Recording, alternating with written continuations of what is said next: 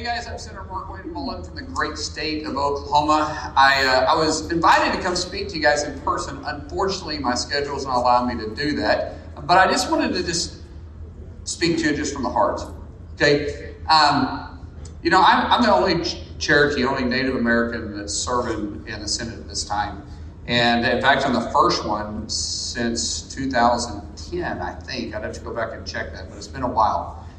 And I get asked, all the time about my Cherokee heritage, and like, what was it like growing up in Indian country? And I kind of laugh by it because I didn't know any different. It's where I was always raised. It's where my family has been since we came over on the first walk of the Trail of Tears. And in fact, right here, out where we live, this picture here, this is from a long time ago, and then this one here is on our allotment land that we received before statehood in Oklahoma that we still have. In fact, that old barn there was built right before 1900, and we had to tear it down, and I have parts of it now that we incorporated into our house that we live in.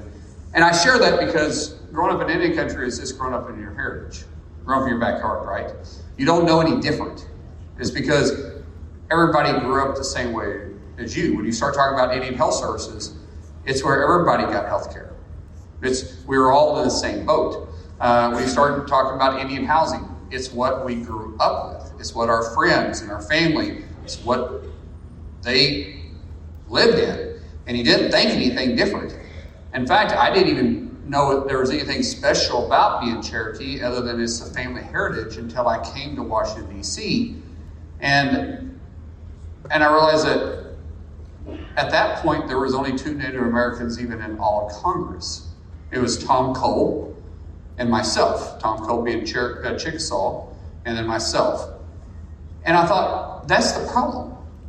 See, we have a huge population base, and yet we're underrepresented here in Washington, D.C. Why is it? I don't know. I mean, maybe it's because none of our family was ever in politics. Well, neither was mine.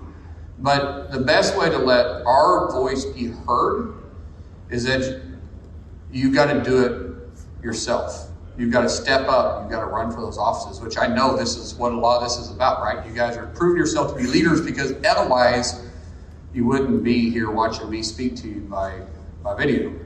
But we got to go farther. Not only we got to represent our backyards in our state and in our communities, but we need representation here in Washington, D.C. too.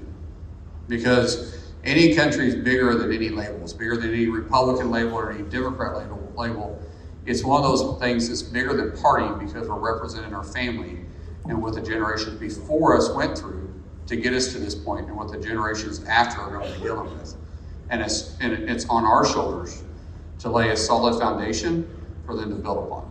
So I guess the message I'd give you is get involved. Don't allow any excuse to hold you down. Don't think it's not about you, it's not for you, because it is. If you have time to complain about it, you have time to do something about it. So I just want to encourage you to step outside your comfort zone and let's get Native Americans' voices heard, and it all starts with you guys. May God bless you. May God bless the United States of America.